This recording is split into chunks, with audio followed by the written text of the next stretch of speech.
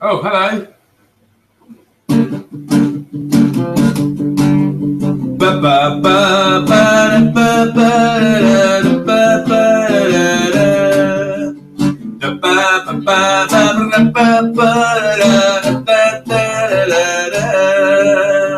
It's the Andy and Remington Steel Show on a Tuesday night. It's the Andy and Remington Steel Show for your home delight. Talking about Age of Sigmar rumours and everything else that is cool. Talking about Warhammer fantasy, how it's died and that's cruel. I said,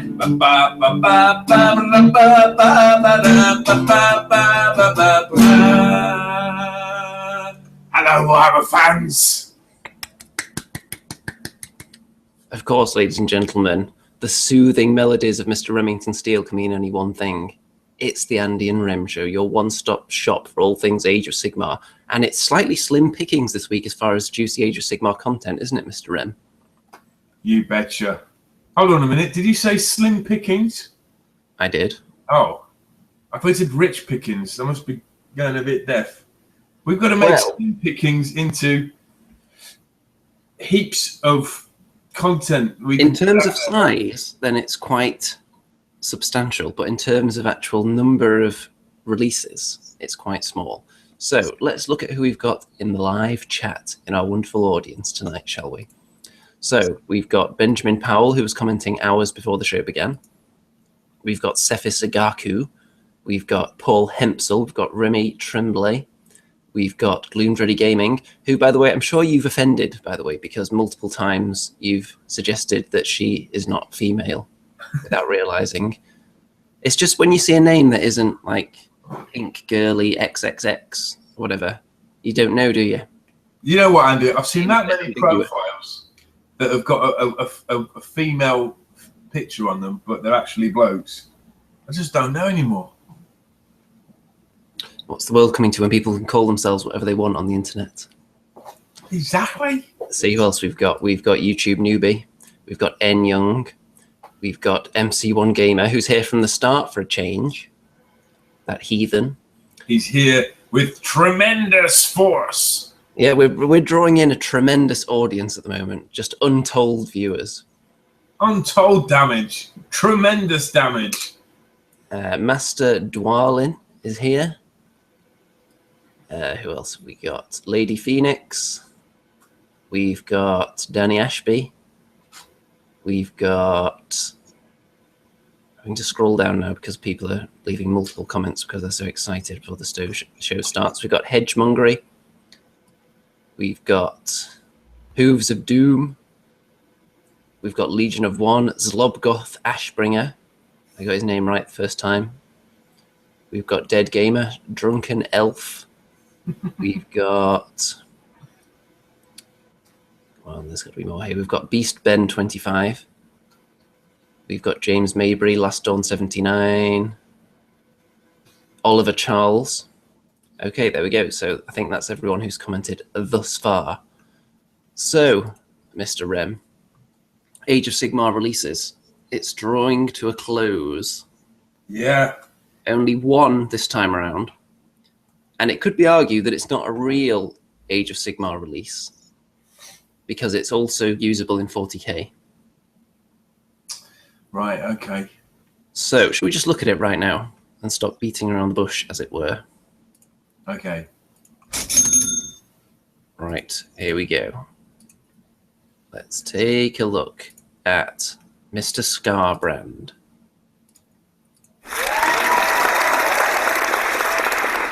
£80, which is the price that I predicted. I think you suggested it would be lower than that.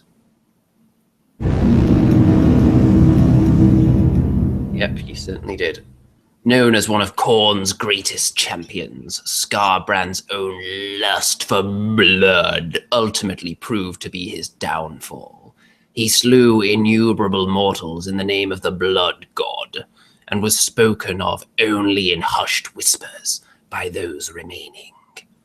However, his ambition far outstripped his power, when he thought to challenge Khorne himself. Stripped of all personality and thought by Khorne's terrible punishments, physically broken and tattered, Skarbrand is nothing more than a tortured shell filled with pure murderous hate, foul loyalty nor rationality, condemned to slaughter constantly and indiscriminately without goal or purpose. Where Skarbrand rages, blood and skulls accrue quickly. This multi-part plastic... Oh no. We don't need to go into that bit. So what do you think of this model? Let's go into some 360. Okay. Okay. It's pretty tasty. Yeah, the wings look great. The head's cool. That's kind of it. I think the other Bloodthirsters are better. The other Bloodthirster's certainly got more of a ballerina pose about it than this one, hasn't it? Yeah, people have been saying it's like the Incredible Hulk, the Warhammer world, this pose. You can see why they'd say that. I'm not sure about the way he's holding his axes. How is he going to reach anything on the ground, holding them like that? Looking at the height of him, he wouldn't even be able to reach the top of a man's head who's standing next to him, would he? You can see, like, you could substitute those axes for guns, couldn't you? You know, is that what they do for 40k? I don't know, because Khorne stuff doesn't really use guns in 40k that much. So yeah, I already played a game of Count the Skulls before we started, and I think I counted 11, which to my calculation makes it about £7.20 per skull. That's not a lot of skulls for a landmark model, so to speak. It's not, and he has got chains though, holding his bits of wing together. I don't know what happened to his wings. Maybe he's been hanging around in fire too much. Well, like you read, he had a big bust up with Khorne and challenged the mighty god of blood, blood and battle to a duel, and he came off a little bit tattered and torn there. Yeah, is that why he's got his face all mangled? That would explain it, wouldn't it? Well, it says now he's turned into this mindless beast that just can't help but kill things. But isn't that what Khorne disciples do anyway? Pretty much. You can see where some of his horns have come off. And he's only managed to get that put on the top of one of them. Maybe his insurance wouldn't cover more than one. Oh no, he's got one there as well. Only on this side though. Maybe it's part way through the process because they have to anesthetize him and they can only do half his face at a time, you know, like at the dentist. So they haven't got around to repairing those horns yet. Should we look at his rules? Yeah, sure. I don't know, Andy. I thought about it last week. I thought, what's the point of this guy? I mean, why don't they release Khorne himself? How about that? You charge £100 for it, £80. I feel like that would be more than £100. That would have to be huge, wouldn't it? I don't even know what Khorne looks like. What does Khorne look like? I don't know. Maybe. Do you think they'd release him individually or on the cob? Right, here we go. Let's look at his stats. 14 wounds. Not bad. 4+ save. 8-inch move. I'm assuming he can fly as well. Because he does have wings, doesn't he? Well, I don't know. They're all tattered, aren't they? Maybe it should be half. Yeah, maybe. Maybe he can't fly. I can't see it anywhere. Now, the thing you need to notice is that as he gets wounded, he gets more and more destructive, right? Yes, he does. Well, kind of, because total carnage comes into effect after the wounds that he's suffered. But it does give him more attacks the more wounds he takes as well. And total carnage on a 5+, 4+, 3+, and so on. So should we just look what that actually does? I mean, roll a dice each time Skarbrand hits a target with the axe. Carnage. If the roll is greater than or equal to the result shown in the damage table, the hit has caused total carnage, and one enemy model in the target unit loses 8 wounds. Okay. No saves can be taken. It's tremendous damage. It is. So when he's taken 13+ wounds, so when he's down to his final wound, on a 1+, Every time he hits with the axe, on a roll of a 1+, he'll be dishing out 8 wounds. That's an auto wound, isn't it?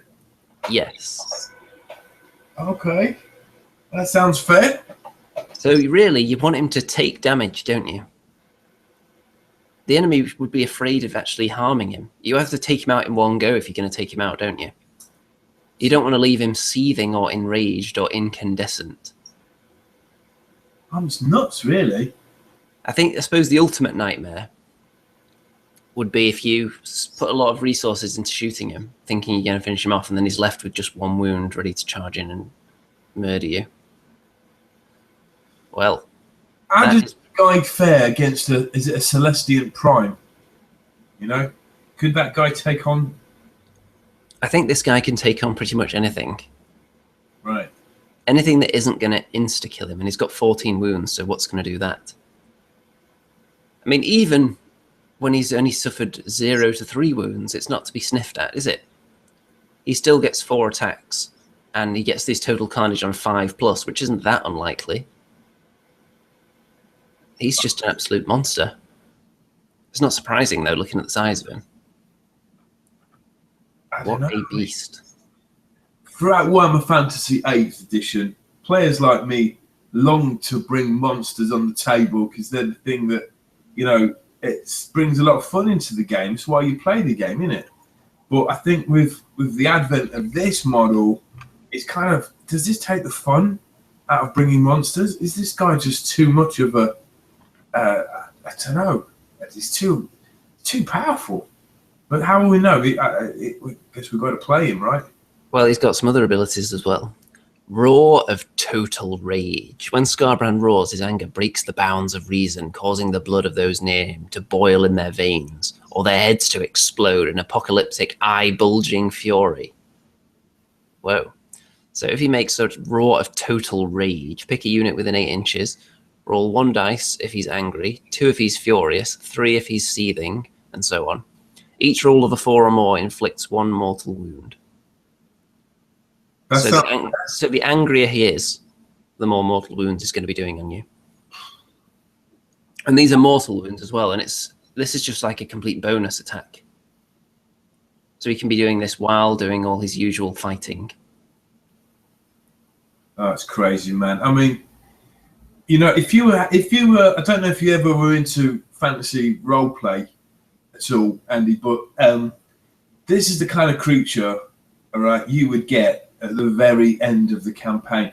This is the final boss in a computer game. You know what I'm saying? This is kind of like the ultimate monster to be able to kill, you know? This isn't something you want to see on the table every day. By the way, I've just spotted another bit here. In each of your hero phases, look on Scarbrand's damage table to see his current level of rage. If Scarbrand was not able to attack in at least one of the combat phases of the previous battle round, he is always incandescent, regardless of the wounds he has remaining. That sounds fair. If he didn't fight in the previous turn, then he's always at his maximum rage level. So doing 8 wounds on a 1+ and having 8 attacks. and dishing out potentially 5 mortal wounds with his total rage. Wow. So really, you kind of want to fight him. You want to fight him, but not hurt him. To stop him being incandescent. So I think everyone's going to start taking tiny units of zombies to just pile into him really slowly. Right. So it's not going to do any damage to him, but he's still fighting, so he doesn't get super duper angry. Well, that guy is quite a beast, isn't he? So this guy can scream in combat as well. Yep. He can scream at a different unit he's fighting. Yeah, don't see why not. That sounds fair. I think when he's on the table, you would just have to assume, well, now that he's down, I'm going to have to take 10 units to deal with it. To even out the battle. No, I mean, there's got to be some kind of hero combo that can take this guy out. Now, by the way, I'm just looking at the comments. MC1 Gamer says that Pink Girly XXX was his first choice of a screen name, but it was taken.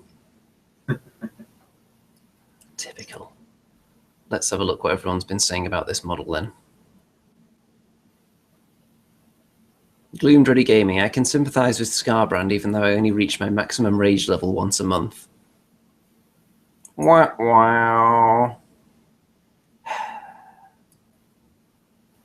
I don't know. Is there any flaws in this character? No. What's his weakness? Yeah, his weakness will just be weak units that can occupy him and keep his rage level boiling just below incandescent. So basically, you just throw units at this guy, so he doesn't go, incandescent, and you sort of keep summoning units of zombies next to him, I would say. Well, what if you can't summon zombies? Then throw whatever the cheapest thing you've got is into him, so that he can be doing as little damage as possible while not becoming incandescent, I would say. Okay. What about siege weapons? Do you think they could take him down? Well, as far as I could tell, he didn't have any protection against mortal wounds, and there's a lot of stuff out there that can just dish out huge amounts of mortal wounds. So, did he have a saving throw? Can't remember. He has 4+, but that won't work on mortal wounds. Why does he get 4+? He's got no armor. Maybe he's got a really thick skin. Oh, come on. Because he was insulted a lot as a child, and it's toughened him up. That don't make sense, man. I mean, some of the way the armor saves are working out in Age of Sigmar don't make sense. It used to be like, that model has a shield, so there's a 6. It's obviously got some plate armor on, so he gets another 2 to save there. Now it's like he's got a loincloth, but he's got a 4-up save. Makes no sense. Maybe it's a really strong loincloth. Or maybe Khorne removed his loins. Did you consider that? I don't know. I mean, look, Khorne is pretty one-dimensional, as a god. To have such a monster that's such a killer without any flaws, it's a bit suspect. On paper, that is. It's all on paper, isn't it? So. Well, Oliver Charles says, Scarbrand has his personality taken away. The Stormcast have lost their personality over time. Someone at GW has a fetish for people without character. Well, you could argue Space Marines fall into that category, so obviously it sells, because they're not particularly unique most of the time. Fair point. James Maybury looks like he's flown through a storm and destroyed his wings. Yep. Does look a bit like that. It looks like the kind of, like a dead bird that you see on the side of the road that got electrocuted or something, doesn't it? Where does Scarbrand make his appearance? Is it in the new Khorne book then? I would imagine. If anyone has that new Khorne book, then let us know if he's in there. Right, because I've finished reading the Realmgate Wars book. So we'll talk about that later, but he doesn't appear in that. I don't know. Apparently, he's even more expensive in Australia, as you'd expect, which cranks up the price per skull even higher, which is a little bit annoying for our Australian brethren, isn't it? I thought I saw a post that said they'd actually lowered the price in New Zealand and Australia. I thought I saw that as well. Maybe it was even more previously. Right. And Mystic Mouse says paint a Balrog red. Yeah, you could use any of the other similar kind of big demon with wing type models for this, couldn't you? There's nothing stopping you. Even if you've got the really old Hero Quest, like really tiny, almost Bloodthirster-like guy with the dog face. I'm sure we've all had one of those in our day. I had one of those. I never painted him, actually. Was it a blister pack? Come in a blister pack, that? They did like a metal version of it as well, didn't they? That's what I had. Yeah, I think I had it as well. I think I've still got part of it around here somewhere. I might just have the body or one of the arms or something. Like I've still got one arm from Nagash, but no other parts. I don't know how that happens. Maybe I sold the rest of it and then found the arm later. Do you think Nagash could kill Scarbrand? I think Nagash could kill anything because apparently he can summon about 10 units in one go. Unless it gets to him, in which case it'd probably eat him for dinner. Okay. Potentially doing 8 wounds on him in one go. That's pretty tasty, isn't it? Let's see what else we've got comment-wise. Actually, I'm going to see if anyone guessed the theme music. Let's see. Dead Gamer says Beastmaster theme song. Nope. Remy Tremblay says Willow theme. Nope. Gloomdreddy Gaming says The Hamster Dance. I think not. YouTube Newbie says it's Conan. Well, we were looking for you to be a bit more specific, but yes, it was Conan. Conan the Destroyer. Mr. Rem's favourite Conan incarnation. Am I right? I just think Conan the Destroyer's an awful film. I'm sorry. Like, Schwarzenegger's quality in it, all right, but the story makes no sense at all. It's like it cut out an hour and a half out of the film and cobbled something together. The supporting cast are awful, especially his thief sidekick. Oh, God. You watch that guy and it's like the directors like cast his son in the role as a favour or something. It's embarrassingly bad. He was a bit annoying. What about the fact that the princess, every 5 seconds, is screaming, Mombata! Mombata! I like Mombata, African Mombata. That character's quite cool. She didn't have to scream his name quite so many times, though, did she? Grace Jones is awful in it. She keeps pouting and pulling silly faces. And how she manages to kill anybody with that stick she's got is beyond me. And I remember when I was a kid, everyone kept pausing the scene where Grace Jones jumps on a horse because you can see up her skirt apparently. But teenage kids for you. That's how low we used to get. Yeah, that's what kids did back in those days, is it? Just pause videos on that exact spot because obviously there was no Google back then.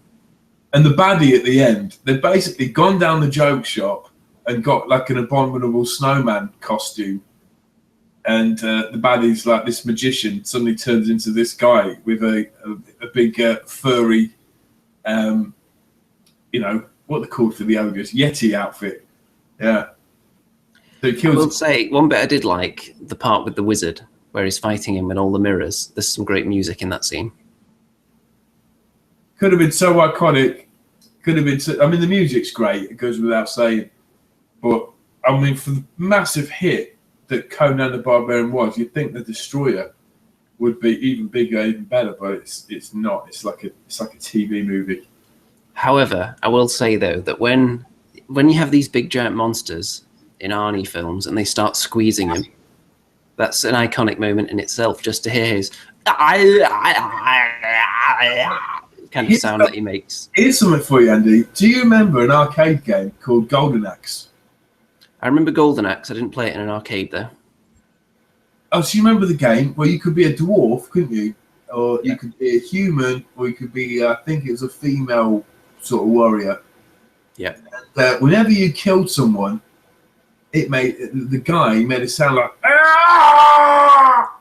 Yeah. And if you watch Conan the Barbarian, when Conan kills one of the baddie's big cronies, I think he sets up a trap and this spike goes right through him.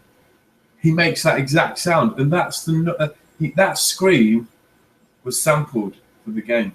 It is exactly the same. There are some great sound effects and music in Golden Axe as well. Yeah. The little thieves where they come and steal all your gold and stuff in the night. Your little magic potions. They had great music. That's a great. I think it was 20p ago. I used to be able to get to the end on that on 20p at one point. And then games like Mortal Kombat came. It was like 50p ago, and you last about 2 minutes on it. What was the world coming to? Exactly. Right, let's see. N Young says we're getting slicker every week. I'm assuming that is not an insult and that's actually a compliment. Let's see. People complimenting me on the orangeness again since I cranked up the webcam brightness and color contrast and all that. And I'm not quite so dark this week, so I managed to fix that. So I'm not in a shadow. And YouTube Newbie says tight top knots will make you bald. Rem? I told you about that before the show, actually, didn't I? I read that article. I'm not expecting you bold. What a load of rubbish. Apparently it does. I'm blessed with very strong genes, and I'm 41 years old, and I've got a few grey hairs, but no bold slapping. Well, if you keep tying up your hair like that, apparently it causes tension on the scalp, which makes the hair just fall out. Sound like my mum. And wake up in the morning, you might, step on something and die. You might. You might step on something chaotic with spikes all over it. Well, I'm going for the Dark Elf Malice Darkblade look. Well, we'll see how long you can pull it off before baldness takes you. I'm pretty sure I'm never going bald either, because all my hair, my hairline and everything's looked exactly the same since I was a small child, so I think I should be fine. And there's no history of baldness in my family either. So hopefully going to be pretty safe on that front. I've got a few grey ones creeping in, though. So you're very virulent. Is that the right word to use? I am the epitome of manliness. I was trying to explain the word virulent to some year 9s at school today. Oh dear. Didn't really work. Tell them to watch this show. I said when you're an alpha male, it's when when your balls drop and stuff, and I had to stop there. Yeah, probably you've made the right choice stopping there. Let's see. Gloomdreader Gaming says that Pink Girly XXX actually sounds like an adult site. It probably does, actually. So, Andy, I went on Facebook, and there's an Age of Sigmar closed group on there. I think there's about 1,500 members already. So it's worth joining that, as well as obviously Sanctuary of Sigmar. Yeah, I need to link all the different Age of Sigmar groups in the video description, I think, because there's the Sanctuary of Sigmar, the Age of Sigmar, Warhammer Age of Sigmar, and there's all different ones. So I'll try and link them all in the description at some point where I remember. Okay, well, in the Age of Sigmar, someone put up a post and they said, what's the best Age of Sigmar podcast? And there was a couple of replies in there, obviously, before I put in the Andy Rem Show, of course. And, I need to put in Warhammer Weekly as well. But they had a couple in there that I've never heard of before, so I'm going to have to check them out, I suppose. But when we say podcast, is this a podcast or is this a vidcast? Well, technically, I think a podcast is audio only. But I'm sure there are people out there that just listen to this while they're doing other things and don't look at our wonderful faces. Well, I used to listen to the Bad Dice Daily podcast, and that was from a very competitive Warhammer Fantasy 8th gamer from England, but he's sort of stopped putting stuff out now, as of a lot of competitive gamers when it comes to Age of Sigmar. Yeah, what a shame. It is a shame. If anyone watches Warhammer Weekly, however, I mean, that is one of my favourite shows at the minute. Obviously, our show puts out the brand new content a day before they do, obviously, so this is your first stop. But the host of that show, Vince Venturella, is an awesome guy. He's one of my favourite gamers because he's just real level-headed and he just wants... it's a very inclusive guy. He's not a power gamer. He's not, doesn't slag things off. He tries to include everyone. But he put together a profile of the different gamer types there is. And at first I thought it's going to be kind of boring. And, I'm not really interested. But I watched his video last night and it's fantastic. He basically puts gamers into 3 categories. You've got the gamer and he calls them different names. He calls them Timmy, Johnny, or Spike. And Timmy is the kind of gamer that loves big monsters. He loves the action. He wants a different experience every time. He's into the fun, the fantasy, and the thrill of it. Win or lose, it's all about the kind of shiny splendor. And I'd have to put myself in that category. And in the middle, you've got Johnny, who wants to show off his intelligence a little bit. He wants to play around with the rules. He might want to list build a bit. And he likes to win, but he doesn't want to win at all costs because the fun gets lost out of it. And then you've got Spike, who's the ultra competitive gamer. He or she will win at all costs and completely table you and shake your hand and say ta-da, and that's all he's bothered about is the game of it. And in summary, Vince was saying that this is the age of Timmy.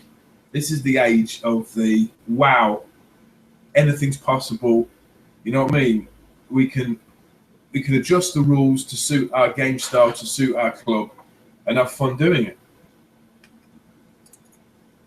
Well, there are a lot of different type of gamers.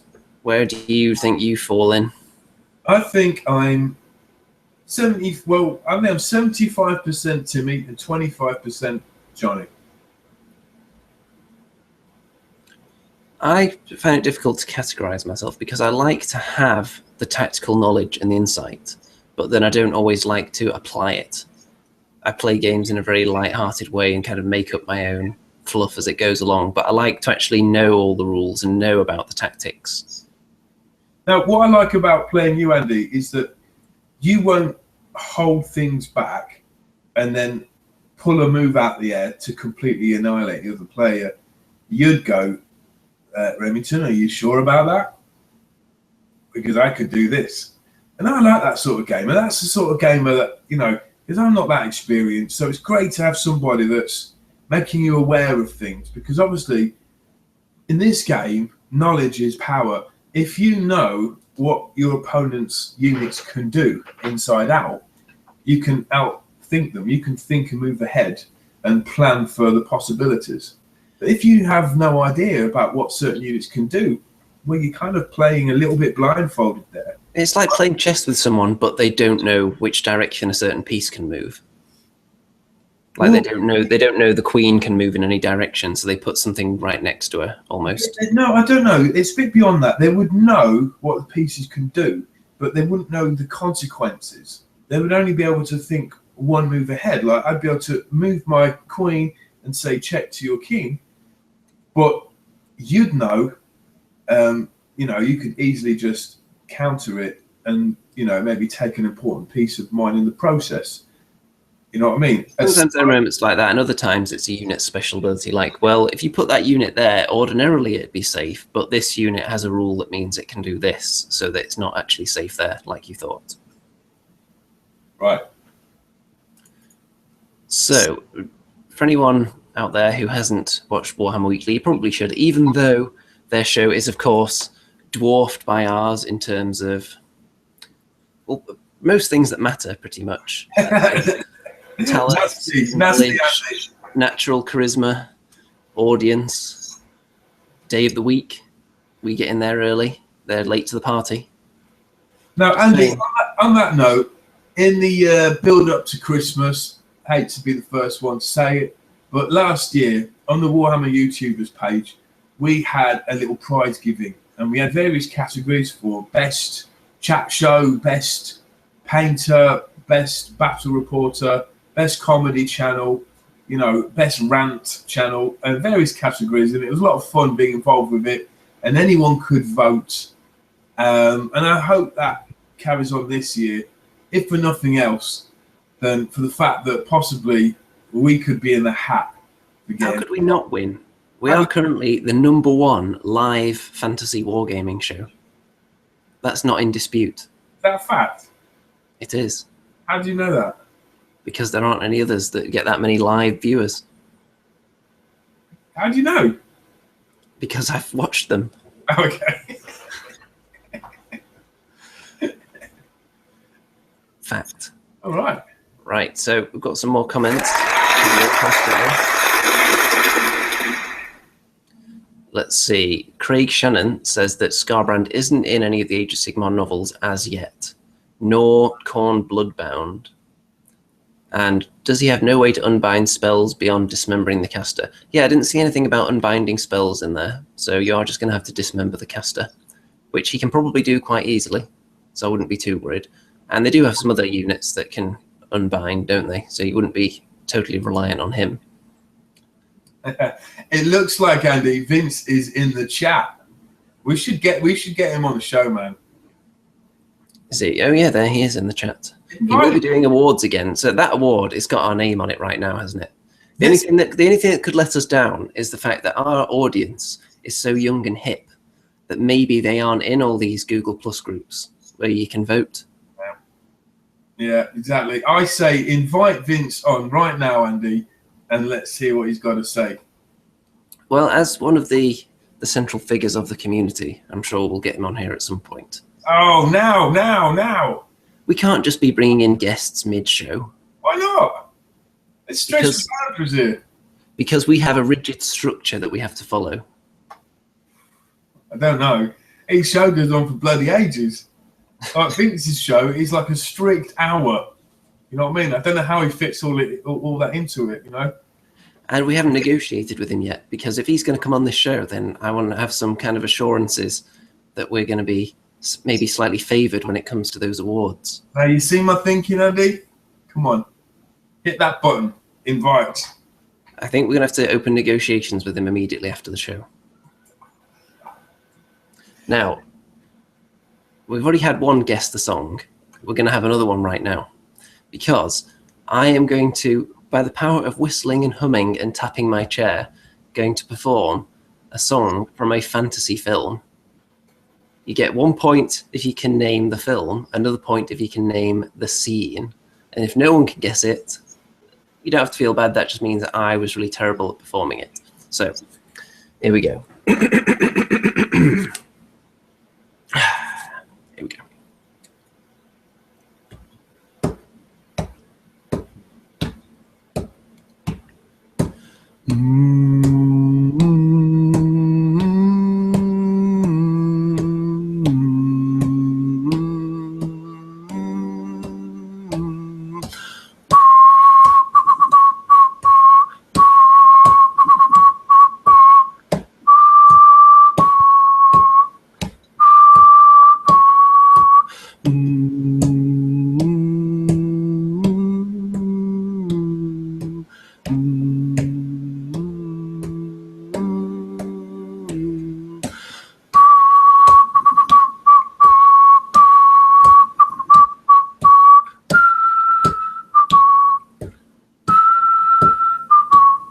There you go. See if anyone can get that. I'll be very impressed if you can. Now, speaking of fantasy films, you've been trying to tell me to watch Hawk the Slayer for a long time. Oh, absolutely. And I encourage all our friends to watch Hawk the Slayer. I tried to put a link to the best bits of it on the chat, but it wouldn't let me. But if you type in Hawk the Slayer into YouTube, you'll hear a poor quality soundtrack from it, which is awesome. It's like fantasy disco. It was a film shot in 1980 on a relatively short budget, but it's pretty cool. Try and watch it. It's got to be out there somewhere free to watch. I will vow to try and watch it this week. It's pretty short. It's only an hour and something long, and you know. I'll send you something to watch as well. I did watch a fantasy film this week, though. I watched Clash of the Titans, not the reportedly horrific remake, but the classic 1981, I think it was. That movie. Now, I assume you've seen that many times. Love it. Do you prefer that or Jason and the Argonauts? Do I prefer Clash of the Titans or James and the Jason and the Argonauts? I'd have to say, oh, it's so close because the Medusa scene is so good, you know. Oh, but okay, I get confused in my head. But they're both equally amazing. They're equal for me. Having watched both of them very recently, as a comparison, I would say probably the number one scene combined from them both would be the skeleton scene. Yeah. Followed by the Medusa scene. Overall, Clash of the Titans, it's a little bit darker, I think. It's darker, and you get to learn a little bit more about the characters. Whereas Jason and the Argonauts was essentially just hopping from one fight to the next. You didn't learn that much about their personalities. I mean, if you try and name characters from Jason and the Argonauts, you could probably only do a couple, couldn't you? Yeah, Jason the Argonauts is a bit of an anticlimax at the end because you have this fantastic skeleton battle, and Jason basically jumps in the water back to his ship, and the skeletons sort of jump after him and sort of disintegrate on the way down, and that's kind of like the end. Whereas Clash of the Titans has a more grandiose ending because he pulls out Medusa's head and he turns the what's that big monster called? Was it Leviathan? No, the Kraken. The Kraken. He turns the Kraken to stone and he saves the girl, and that's kind of like there's the ending.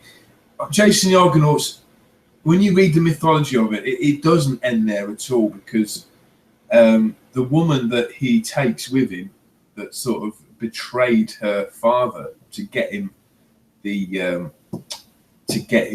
ram's cloak, what do you call it? Golden Fleece. The Golden Fleece. I think she actually betrays him at some point. Well, it doesn't seem like it was meant to end there. I thought maybe they were going to do more films originally, because not only does it end without a big grand showdown or anything, he just runs away, but then the gods are discussing versus, I have other plans for Jason. He will have other adventures.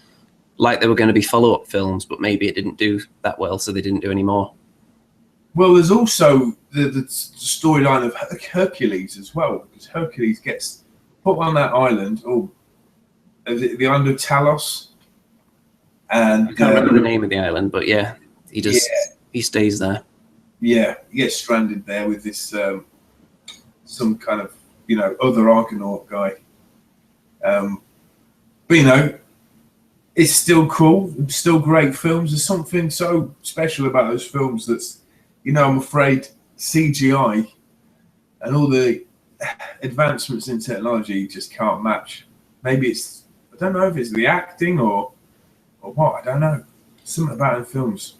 Nobody successfully guessed that music, by the way. It was the scene with Talos in Jason and the Argonauts when they're trying to escape on the boat.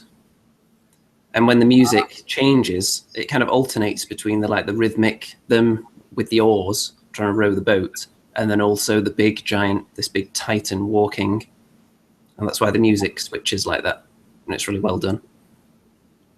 But another thing about those two films, the special effects, I would say the skeleton scene still looks quite convincing now, actually, doesn't it? But overall, Clash of the Titans special effects are a step up, obviously, because it was a couple of decades later.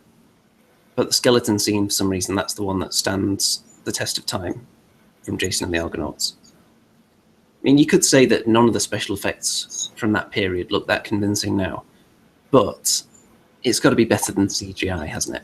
Well, look, Andy, even the new Star Wars films that are coming out, they're not talking about using real models that get blown up and stuff, so it's more like the original. And those original sort of mythological Greek films used real models, and I think there's that wow factor that someone crafted those by hand, not on a computer.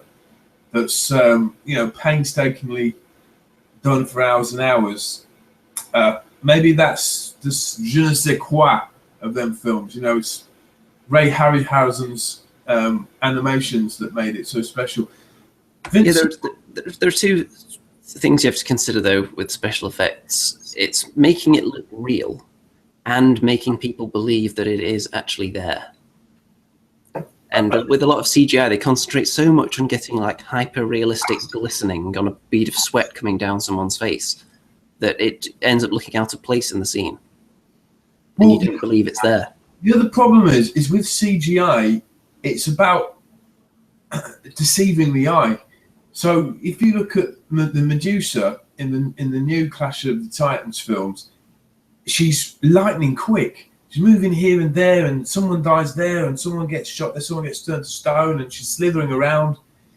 But in the old one, it's got a sense of tension that builds slowly.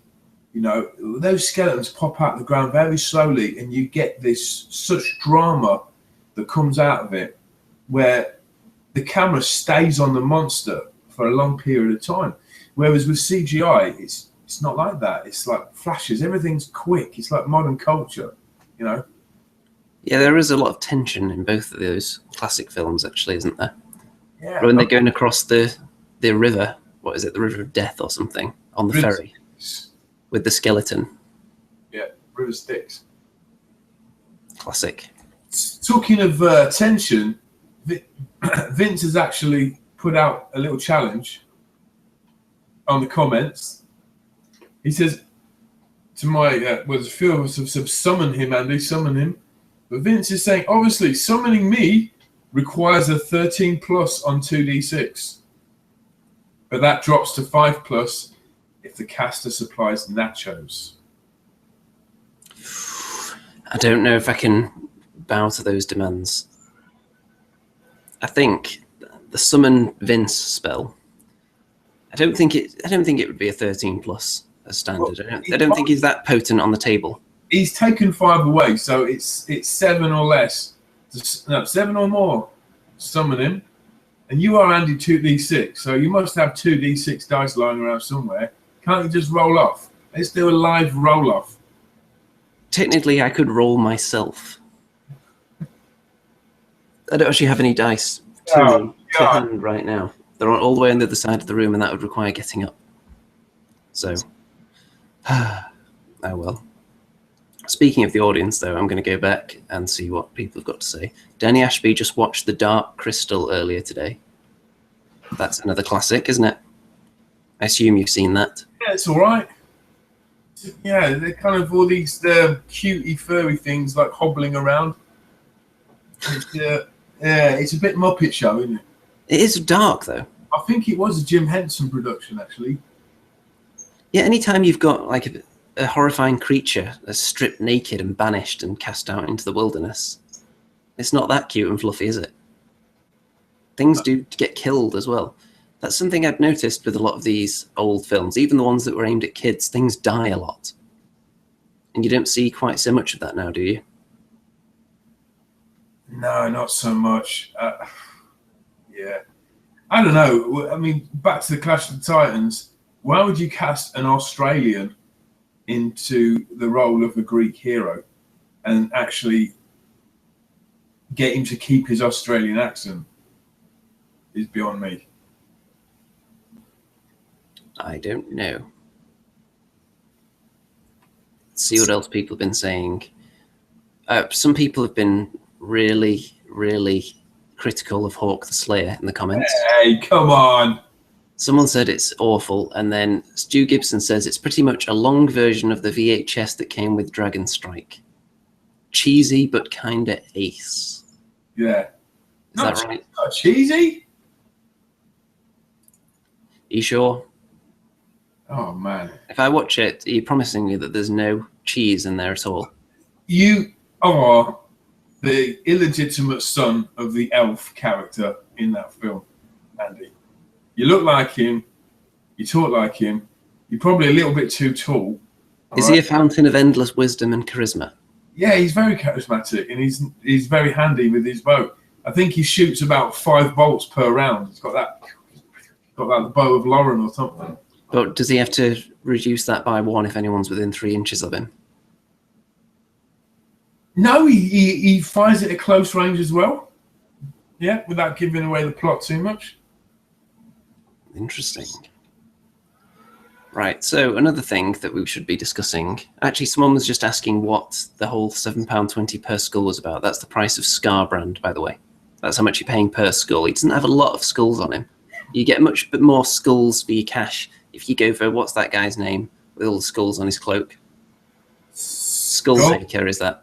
Skulltaker. Yeah, if you're going for how many skulls you can cram in for the price, you want to go with Skulltaker, not Scarbrand. It's a cool model, just not enough skulls for the value, I would say there. So, obviously, the future of this show depends on us finding new and exciting things to do when there aren't Age of Sigmar releases, because apparently it's going to be Tau for a month, which, while you probably could convert them into Age of Sigmar fish people, you probably wouldn't. So, what are we going to do with ourselves while there's no releases to talk about? That is a good question, Andy. I don't know. Do you know what we're going to do?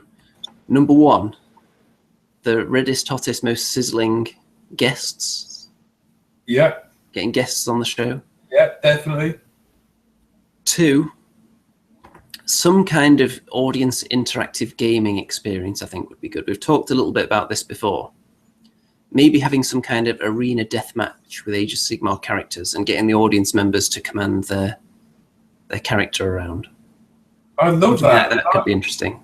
A live roll-off between, maybe we could have some kind of randomized monster or character that you get, and you have like little matchups.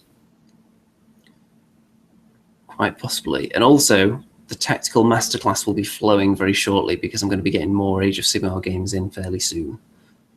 Apparently, one person that I'm waiting for has actually got an army ready now, so I'm just waiting any day now. And a couple of other people are still painting theirs. And speaking of things that are waiting to be painted, dun, dun, dun, dun. Ooh, Judicators, and the main event. Oh, you bought it. Yep. Now, I'm going to point out that these were acquired with the aid of a viewer through a very generous Stormcast-related donation, but the person wishes to remain anonymous, so they shall not be named for that reason. But obviously, thank you very much to that particular audience member who knows who they are. Wow. So I need to get those painted up. I've only got 6 Stormcast painted at the moment. However, I've been holding off because I'm going to do a video. I can exclusively reveal here that the Betrayed Wargamer is going to unbox Age of Sigmar. You can imagine the drama and the tension that's going to cause. Is the Betrayed Wargamer, is he a Khornite or is he a Sigmarite? He is neither. I think he just found it in his buddy Vinny's house, and he's going to unbox it and then tell you how terrible it is. And these friends of yours, Andy, that are going to bring armies to the table, what armies might they be? I'm not entirely sure yet. Oh. One of them is YouTube legend Mr. Ringo Simpkins, and I don't know which army he's planning on using. I know he was basing up some goblins recently, and he does have an Empire army as well. So I'm going to have to wait and see on that. Okay, cool. So what's been on your painting table then? Well, on my painting table, first of all, there's been this Kings of War, very orange goblin. Wow. Riding on a beast.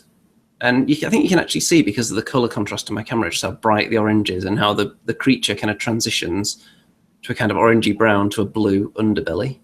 It's kind of cool. Is it like a squig? It's like the Kings of War version of a squig. All right. Are they more beast or a flea bag or something? Are they better than squig hoppers? They're about the same. They're not very good then. So I've done that, and I've also been painting a troll for Kings of War as well, which people will be able to see on my what I painted this month at the end of the month. All right. So that's quite cool. It's got a lot of blood splattered all over it. Cool, man. I've been. I just started painting Valkyria the Bloody there. It's going to be very difficult because she's very detailed and very small. And this is where I start to think round bases are cool because she keeps falling over. And you don't get that with round bases. I've also been, I've took the plunge and I'm painting a Manticore. Ooh. So I'm going for, classic lion colours. I might put a few stripes and spots on that. I also finished painting this. Just give me a second. I've put some pictures up on the YouTubers. Look at that. It's pretty tasty. That is Skeeler Anglefrim, something like that. It's pretty easy to paint actually. So I've got some chaos things on the way, and then finally finished Ashhag the Slaughterer, and all I need is a big base for this guy. We can actually see that fairly well. Yeah, compared to usual. And I surely should one day, if I do decide to sell miniatures, I surely should be able to do well with that one. You would certainly hope. Yeah. So, let's have another look into the comments. Some people are complaining that the orange was too bright and it's actually burning their retinas. MC1 Gamer isn't pleased that the Betrayed Wargamer is coming back, I think. Or is he? I don't know if he was commenting on that or something else. People need to specify. And someone complaining about the pronunciation of the judicators, which, as our Americans know, is actually judicators, just like the prosecutors. How are you going to model them, Andy? Are you going to go with the bows or the crossbows? Well, I'm thinking of going with the bows because I think they look better. But then Mr. Pezapoo did his with the bows. And also I was pondering that if I were to do them with the crossbows, I could convert a prosecutor into, you know, the one that has a bow. Yeah. I could use one of the bows and convert that, possibly. I'll have to look at the bits, but I'm leaning towards the bows at the moment because they just look cool. Not too sure on the crossbows. Probably going to be bows. I'll probably get one of each eventually. Because I do want to get a fairly decent army. It sounds like, Andy, your plan is to sort of keep your old models on square bases and put your new ones on round? Yeah. So? That is correct. Right. Well, I'm sort of tempted to put some of my old ones on round bases, you know? I don't know, especially big monsters and characters and stuff now. Have you got enough potpourri to rebase all your armies, though? I don't know. That's going to suck, man. By the way, I'm going to ask this right now. Are we actually in the Remington Steel love pad at the moment? This is the spare room, actually. This is why it's so, like, kind of a bit unimaginative, I suppose. I was going to say, all I can see is a bed. And this is the spare room, but this is where I do my painting.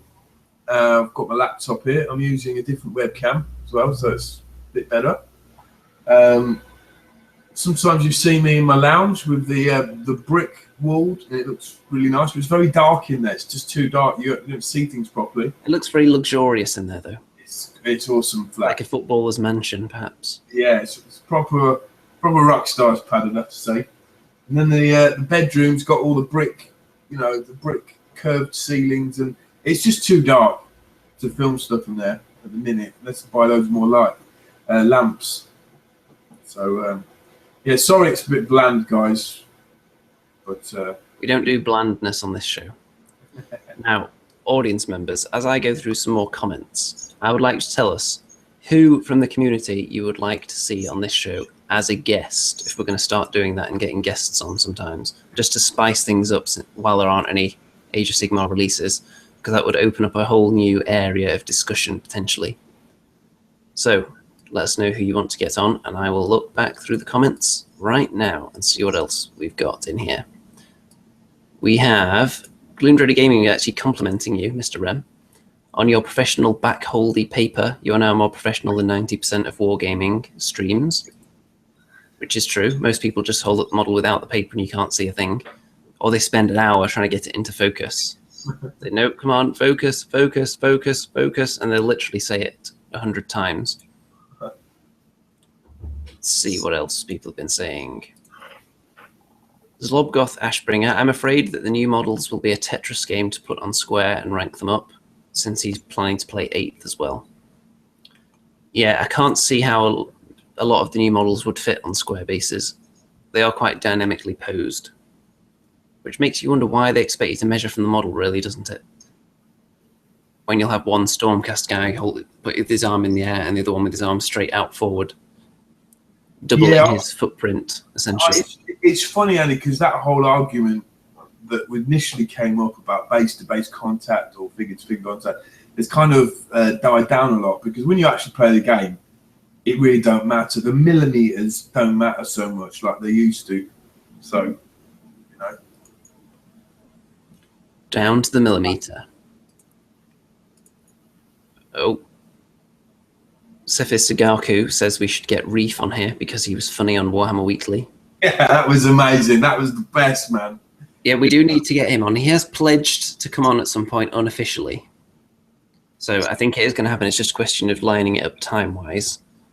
I think he was only in the audience once, so obviously he's working or something at the time. We're usually broadcasting or traveling, so it might not work. It was a proper like clash of comedies there, because you had the British sarcasm and the kind of American like star-spangled wit, might you say? And that's the polite way of putting it. It was brilliant, guys. I mean, I thought Vince and Thomas did really well, and they played off each other so well. And that is a must-watch. Warhammer Weekly featuring Reef Beastman. It's just comedy gold. Now, I know we're talking about fantasy films, but we don't need to be talking about the Fraggles. Really, no. I don't want to be having to scroll down past 20 comments about the Fraggles here to get to the juicy, real fantasy content. People have been saying that Dark Crystal was very scary. It was as a child, although I'm sure you weren't necessarily that childlike when it was out, Mr. Rem. What scared you as a child then? Which fantasy films? I would have to say Monkey Magic. The intro to Monkey Magic just used to scare the shit out of me. It was something like, when the world was young. Oh, no, go. I can't remember, but this mountain exploded into a volcano, and this sticky ball of mutations rolled down the mountain, and Monkey appears from it, and then he goes, and he summons this cloud. I used to love Monkey Magic. It didn't make sense, but it was fantastic. It was really badly dubbed, but it kind of just added to the charm. So yeah, Monkey Magic was the first scary one. I think in Clash of the Titans, the Medusa scene was quite horrifying. She was so good. That creepy rattle as well. When you just see the shadow for a while. Yeah. And then when she finally comes into view. And I think the way it moves, which is a little bit awkwardly because obviously it's stop motion animation, that actually adds to it because it looks like something that we're not familiar with. You know, like when you see a spider move, it's scary because of how random and sudden it is. Yeah. It's in that kind of way. I watched an interview with what's that director called? He did like the first two Batman movies. You know, Edward Scissorhands. Director. Oh, you mean Tim Burton? Yeah. Tim Burton is in conversation with Ray Harryhausen, the animator from those films, and Ray was saying like the budgets on those films were really small, so obviously they had these tight deadlines. So at the time they almost became B movies or C movies, and that's why you used to see them on telly so much. You know, it's such a shame, really, that you know, with that talent, you know, it couldn't have been more, you know, budget allocations to those movies, which are classics, you know. It must be so difficult to make those skeleton scenes look as believable as they do. Getting the choreography and everything just right. Well, the music was composed by none other than Bernard Herrmann, who is the composer of the Psycho theme tune, and a lot of classic thrillers, I suppose, from the 1960s. Some really great music. Oh, by the way, I was just reminded of one part of Clash of the Titans that people don't necessarily love so much, and that's Boobo the Owl. He was all right. Do you think there's any place for a mechanical owl? As annoying sidekicks get, Bobo the Owl is one of the best ones. You know, he's nowhere near as annoying as that dumb tiger in, you know, He-Man, the Masters of the Universe, and obviously from the newer Star Wars films. Jar Jar. Yeah. Bobo's all right. Come on. I remember Calibos being very scary as a child. Calibos. Just that, the face and everything. It's horrible, isn't it? Calibos' lair was fantastic, wasn't it? There was harpies, you know, flying around, and he had that throne, and he had his kingdom, which was, you know, all his minions were sort of like savage cannibals and stuff, you know. Brilliant.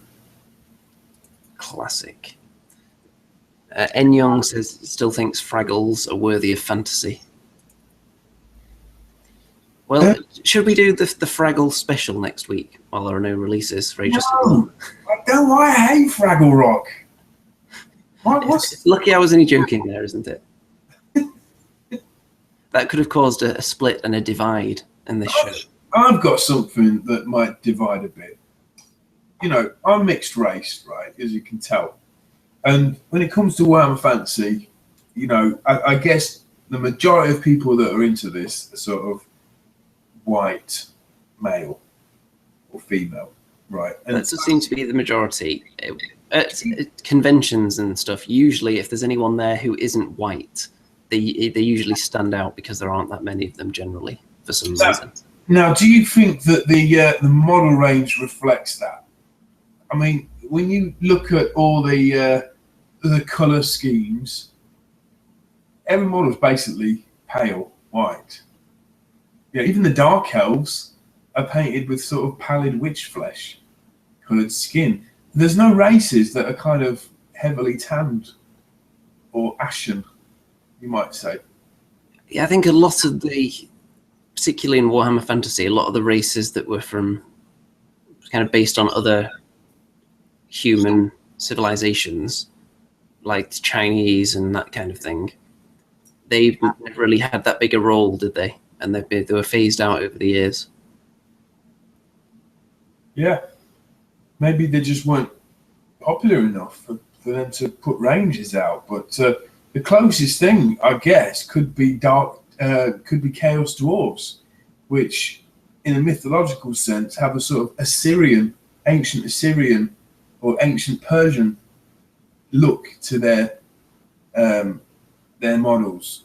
That's a tricky thing, though, isn't it? If you do an evil race and then suddenly make them look like a particular region, as if saying that people from there are evil, or if you do a race of elves that have really dark skin and suddenly they're evil. Well, it's, you know, Hollywood rules the roost on what's considered evil and what's good. Take the 300, for instance. You know, the Persians are pretty much characterized as evil monsters. And even King Darius, or is it Xerxes? Yeah, King Xerxes is this bold giant of a man. And in reality, when you see statues, King Xerxes actually had a very luxurious, graceful beard. And, you know, obviously had the ego the size of an empire, but he certainly wasn't this monster character that they characterized the Persians as being. And in fact, the Spartans, and talk about, freedom, Spartans, freedom, you know, that's bullshit. You're only free if you earn your freedom. You know, they had just as much slaves as any other race. I think possibly what tends to happen in these fantasy settings is that they come up with just the humans and they think, well, okay, if it's, say, a European company doing it, we'll make this first race of humans look European. Right, what we're going to do next? Well, we don't want to do more humans because that's boring. So let's just do some fantasy monsters or something. Let's do some orcs. Do you see where I'm going? Maybe because that's usually their starting point. I'm not saying, and look, I'm not suggesting that Games Workshop are racist. I'm not going to pull that card at all. I just think it'd be nice to see some different colour schemes in the races. You know, although the Space Marines do have some kind of racial segregation going on. They only have one Space Marine chapter that has black coloured skin in it. Well, that's a shame, because you could do some, you know, Space Marines and it's a black guy inside. You can paint them however you want, really, just in there on the official line.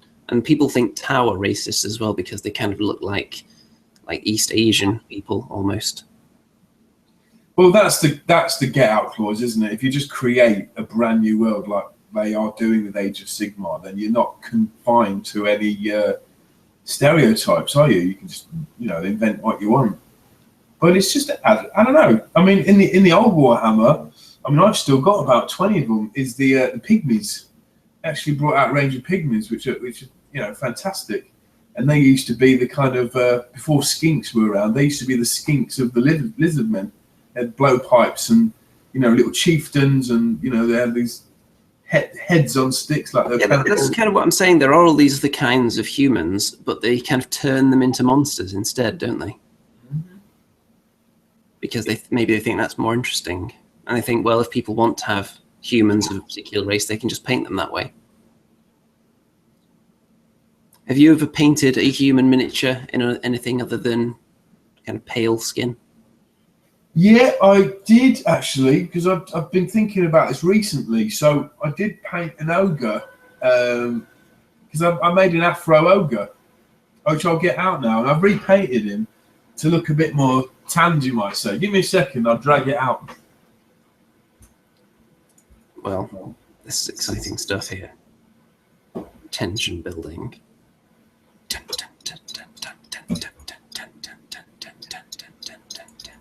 Well, let's have a look at the comments while we're waiting for him. My beard isn't evil. If I had an evil twin, I think they would probably have more of a beard and the eyebrows would probably be kind of up like that. That's always a sign of pure evil, isn't it? Oh, here he is. I mean, the merciless. All right, so here's my Afro ogre. To be fair, I don't think he's black enough. There we go. See that? Yes. And how did you create the darker skin tone? I can't remember. I don't think it's dark enough, to be fair. So I had another pop, and this is a different modelling range, but I based this guy, I think I mentioned it before, on the Live and Let Die character from James Bond. You know, it's the witch shaman, it's the witch doctor shaman guy. What's his name?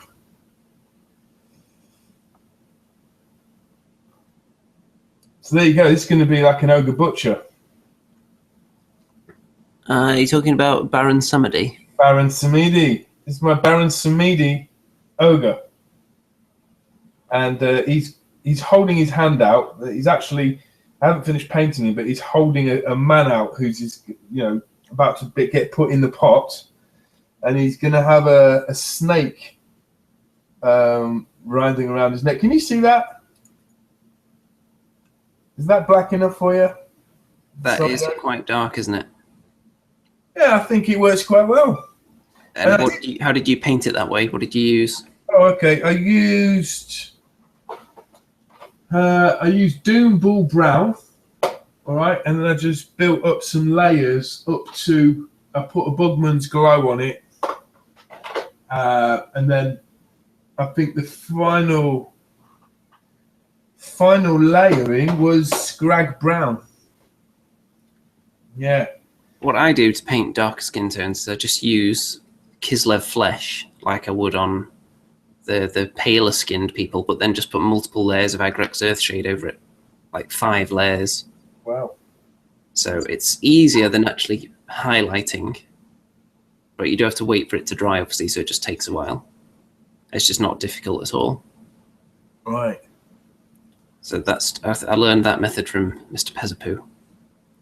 Well, speaking of races, I mean, there was the Nippon race, and GW brought out a race of a whole range of samurai and ninja models, which were kind of pretty cool in the 90s metal style figures of, I think the Ali Morrison designed them, or the Perry twins, I can't remember. I think it's Ali Morrison.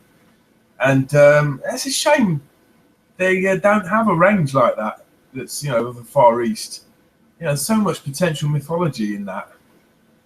Master swordsman and, weird siege weapons. It's a shame.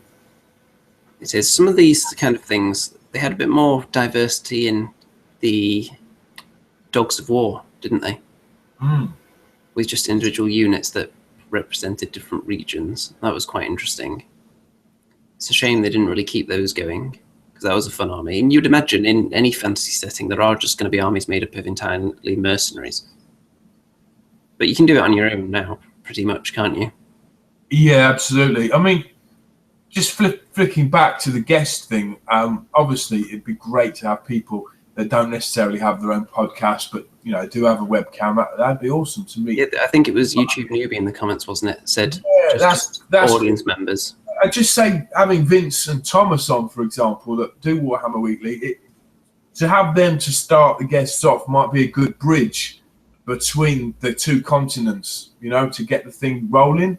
you know. So when we do have other guests on, there's a bigger viewership, you know, to check out what the reason I would lean towards people that do have channels, it's not necessarily because they're going to say to their viewers, hey, I'm going to be on this show, check it out, because I'd be quite happy to have someone on with a channel if they've only got 10 subscribers, if I think they're good.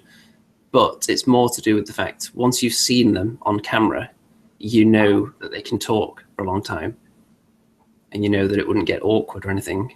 Whereas just people in the audience, you don't know, they might freeze up as soon as they get on camera. Yeah. You never know. Especially 10 minutes into a live show, if you're sitting there and you realise, oh God, this person looks terrified. You never know, because sometimes you don't even know it's going to happen unless you've been on camera for a long time. It's not easy being sleazy or being cheesy.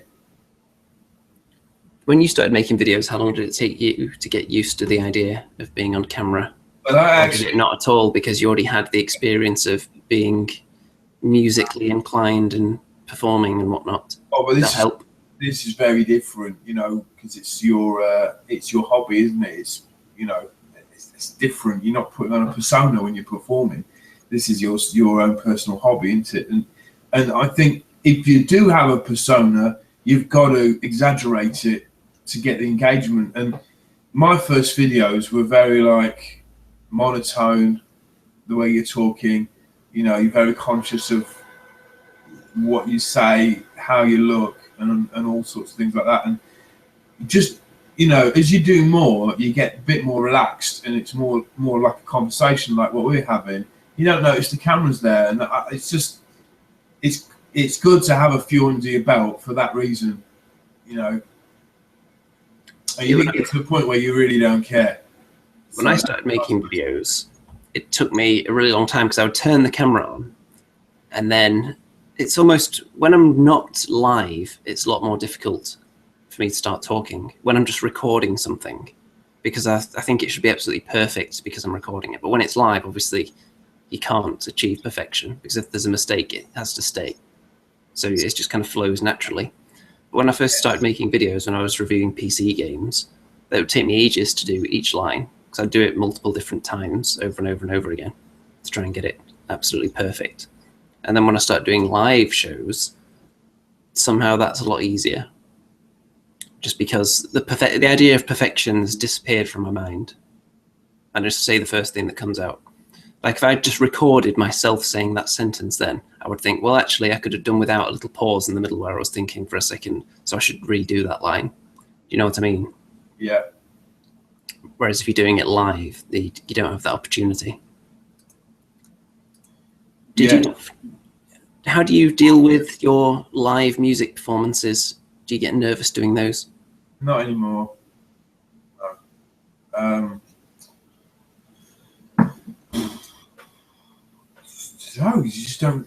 I saw an interview with Miles Davis once, the great, you know, trumpet jazz player, musician, and they said to him, Miles, what are you thinking about when you're doing these amazing solos and you just look like you're so in the zone? You know, what's going through your head? And he answered, I'm looking at the fire exit, thinking about what I'm going to have for tea tonight. You know, and that's what it is like to be professional. You know, Jose Mourinho said it on the radio. You know, you've got a consistency when you're doing well, and when you're not doing well, you've got a consistency of mind. You're not overly happy, and you're not overly sad. When you perform occasionally, when you're first starting out, everything depends on the next show, and it's all about this one shot to glory. And it's all like that Eminem song. You know, you only got one chance. That's bullshit. You haven't just got one chance. If you fuck up, sorry for the language, you get up and try again, and you keep doing it. You know, if you're a true professional, you keep doing it until it becomes second nature. Now, I look back, I'm not happy with my performances ever. I always think, I could have done better. I could have worked stage. I wish I hadn't said that. I wish I could be a bit more experimental when I'm playing the guitar and I don't just play it safe. But the consistency, the general consistency is always very high. You play what you should at the right points, and everything works because you've got backup plans for everything, because you've done it so many times you figure out what could go wrong. I mean, if you take MC1 Gamer's channel, his first few videos, they like I said, the voice is quite monotone, kind of a bit nervy, very self-conscious. But if you watch MC1 Gamer's videos now, he's just full of personality, full of life. He's got his catchwords. He's just bounces off the guests. He's got that immediacy. It's like he's been doing it for years. So it helps with people like him when they're talking about something they're really passionate and knowledgeable about. It means you're able to talk a lot faster, doesn't it? And you actually have something to say rather than just trying to fill the time. Yeah, I mean, take Malorian, the great Malorian, who some of you probably don't know now, but he was a dinosaur. He was probably one of the most prolific producers of Warhammer 8 content, putting up battle reports, putting up tactical insights all on a daily basis. And his first few videos, it's very much like the camera. Okay, today I'm going to talk about tactics in 8th. Now, and if you watch his later videos, he's using his hands. He's just full of life. He's getting you engaged. So if you do want to be a guest on the channel, you know, it can be nerve-wracking. Make sure you've got a little bit of experience. You don't have to be really knowledgeable, but you do have to have a good sense of humor and show it, you know. Now, several people in the audience have been putting their names forward to be on the show. If you want to do that, then kindly leave a comment after the show is finished in the permanent comments section and put yourself forward, just so we don't lose track of who nominated themselves. That would be easier for us. So, someone said who's excited for Total War Warhammer, and we talked a bit about that last week, and we're very excited. But this week, I decided, you know what, since I'm so excited, I'm going to install Medieval 2 and play that. So I've been playing that. I think I've been excommunicated about 4 times. I don't know why. The Pope just keeps making unreasonable demands, like be friends with France. How can I do that when I'm trying to conquer their entire country? Is that like Crusader Kings? Is that something different? It's Total War Medieval 2. Oh, okay. I can't wait for the Warhammer Total War games to come out, man. I mean, you've played it. So, I mean, is it something you think you can get into?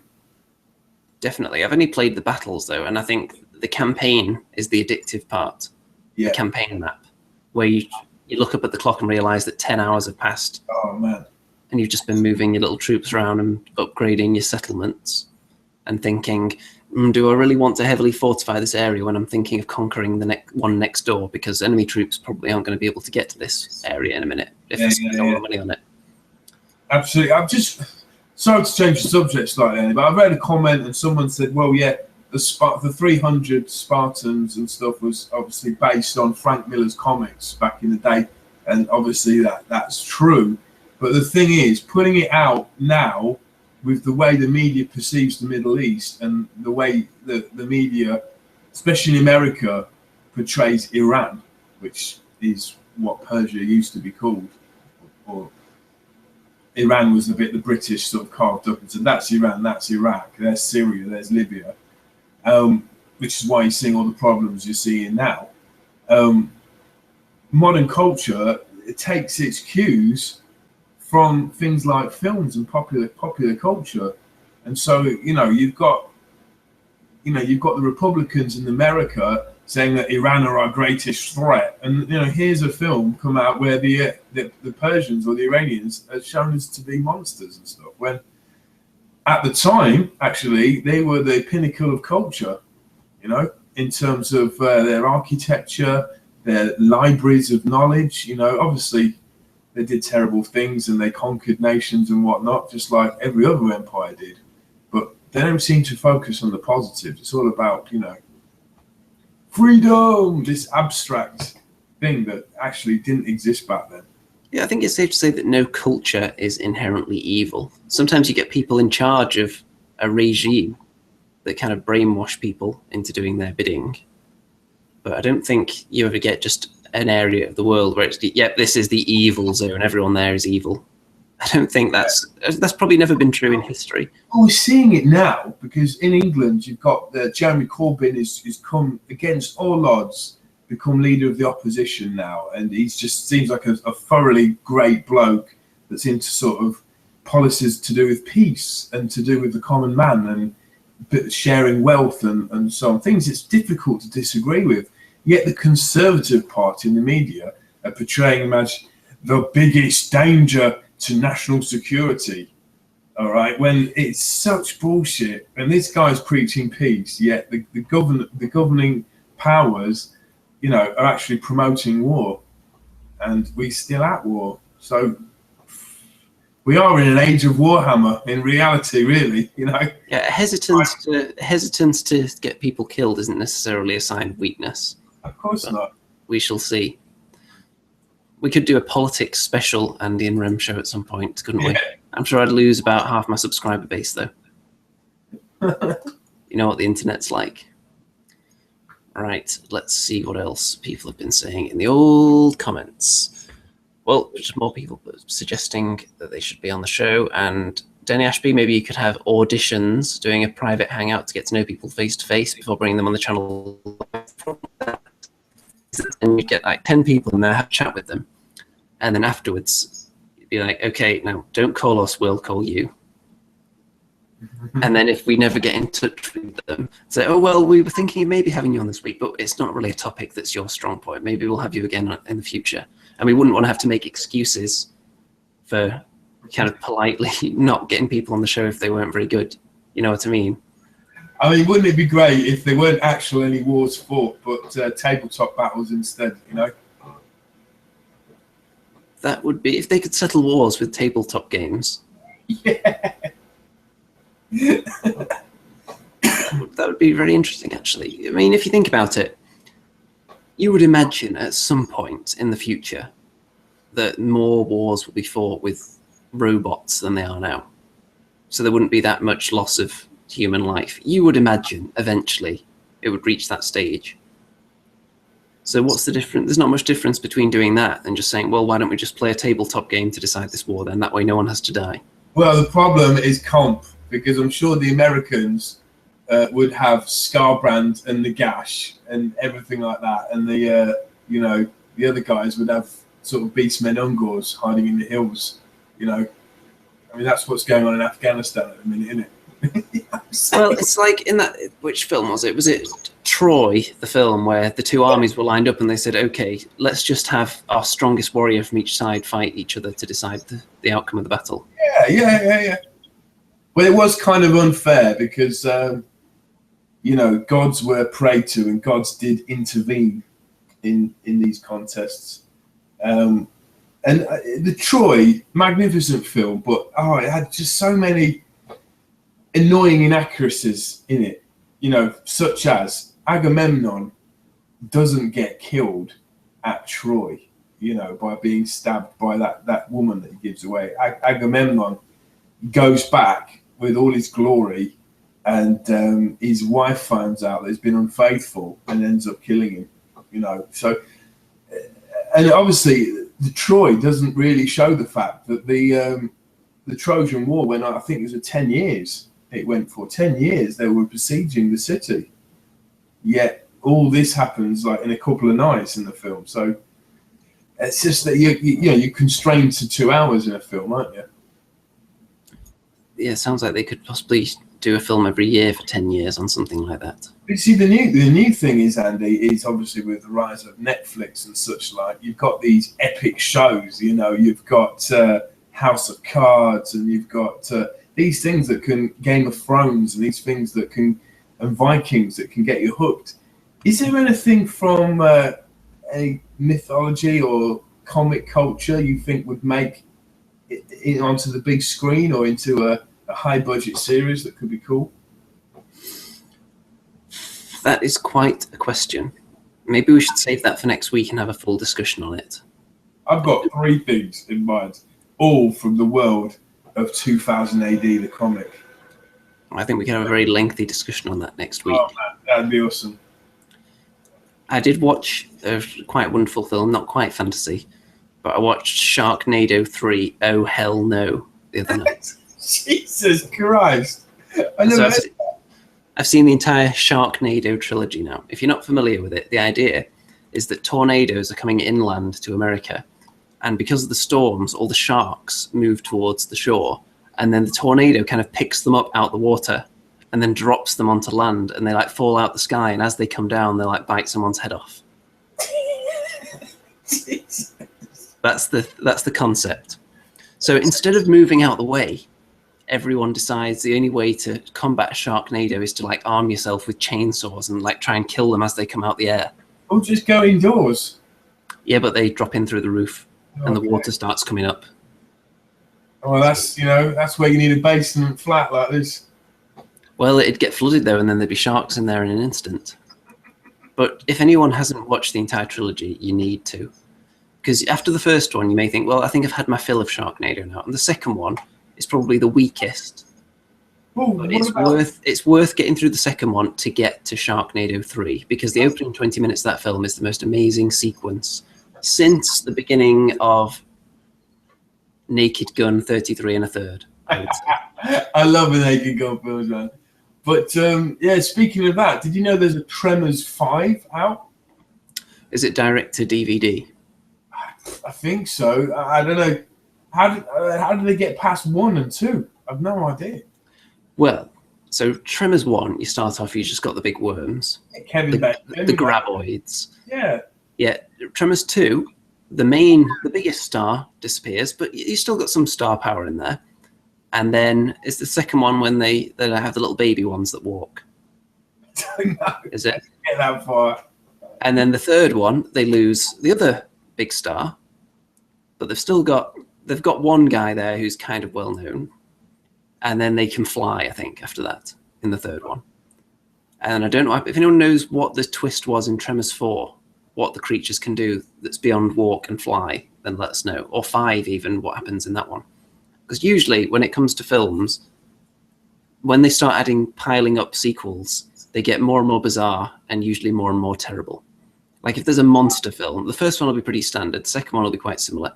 The third one would be like the creature goes to college or something, or goes to school and terrorizes the school. The fifth one would maybe be like a theme park or something. And then for some reason, the fifth one would be in space. And then I don't know why they think from space, the only place you can go next is usually set in the hood in the next one, after space. Yeah, exactly. I don't know why that comes after space. I mean, you're trying to escalate. Joe Young on the comments just read my mind, and he's just said "Slain the Horn God," which surely a movie cannot encapsulate the epic grandeur of that storyline. But that could be an awesome big budget series, Slain, from start to finish. From when he starts off as a cattle rustler, being banished from his tribe, to becoming the king of the tribes of Turnanog. It'd just be amazing. And also Rogue Trooper, set in the future on the whole planet is basically a war between the North and the South, and it's kind of a pseudo-American Civil War setting, but set in the future. It would just be stupendous if that happened. Someone's written Rogue Trader, so kind of a prequel to 40K. Could be pretty cool. Oh, by the way, Gloom Dready Gaming, in Tremors 4, they can comment on YouTube.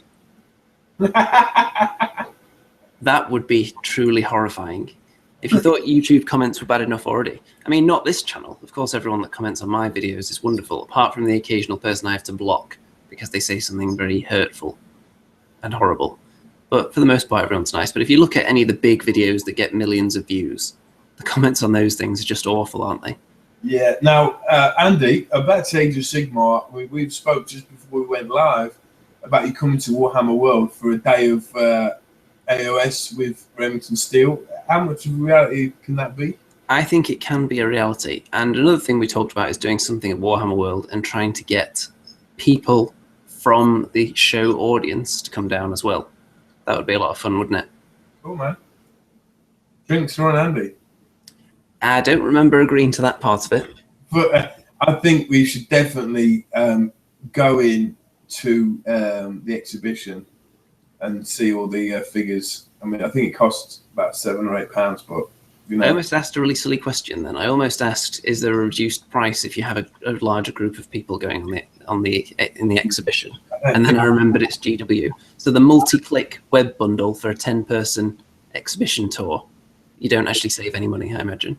I don't know. I wouldn't want to go in there with too many guests. I just want to kind of, snoop around, maybe get in with a camera and just... Well, maybe when they find out who we are down at Warhammer World, they'd clear the area out for us. I don't know. We can't be dealing with autograph hunters while we're in there trying to look at the models. I didn't get any love when I went there last, so I think you're overestimating our capture. The shows continue to grow since then. Our reach is truly international. I think they're underestimating our drawing power. Well, Andy, we've got ideas for shows next week. I think we should definitely sort out a guest, and let's see how that goes. And especially for these dry spells of 40k releases. Yeah, man. I mean, let's hope that when the Age of Sigmar relaunches, I'm predicting around Christmas time, that perhaps a new race or a revamp of an old race will be reintroduced. And that's my hope. I hope it happens. So, I think we can start wrapping this up, can't we? Mm-hmm. It's coming to that time, ladies and gentlemen. So, after the show's finished, make sure that you go into the permanent comments section by refreshing the page and then leaving your praise. Heap it upon us. Tell us how wonderful the show was. And also, put your name forward if you'd like to be considered as a guest. Don't be offended if we don't respond, because we're probably going to get 1 million responses to that particular topic. Also, you were talking about Mr. Rem about the idea for which things in fantasy you'd like to see transferred to the big screen, weren't you? Yeah. So if anyone wants to make any suggestions for that in the permanent comments, and then we can talk about those next time as well, that would be very interesting. And also, if you want to suggest other people as guests still, drop those in there as well. And Mr. Remington, are you preparing some kind of lovely musical outro for us? Oh, Jesus. Well, I'll give you a minute to compose yourself, and then I'll go and have a look through the comments again while you're thinking of something to do. Oh, I've got something, but it might not be as good as the like. Before we go, Sefi Sugaku says, let's go in there and play Kings of War. Yeah, we would probably get kicked out. Even though Kings of War is a wonderful game, I don't think in Warhammer World they would be too pleased with that. Gloomdready Gaming, just release an angry goat in Warhammer World and then use the ensuing chaos to sneak into the exhibition. How would you get the goat angry, though? Would you perhaps put a corn symbol around its neck? That's one way of doing it.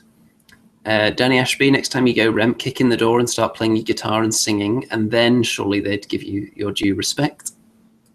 Yeah, they'd have to know who we are if as soon as the door opened you started strumming away and playing our theme music. Let's see.